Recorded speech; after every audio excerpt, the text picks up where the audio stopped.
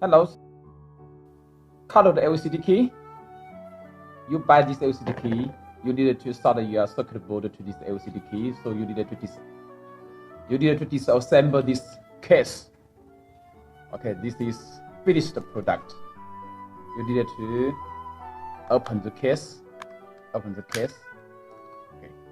now, okay, this is silver. Firstly, you find the 1, 2. This is some knife. Press down this unlock button with the big force, and you will see this minor gap under the front case and the bottom case. Yes. Insert. Yes. And then lean toward one side.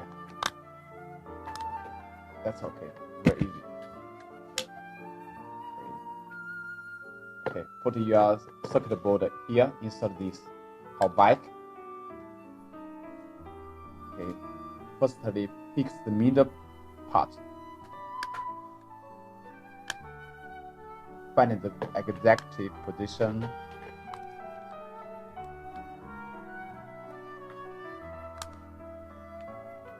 That's okay.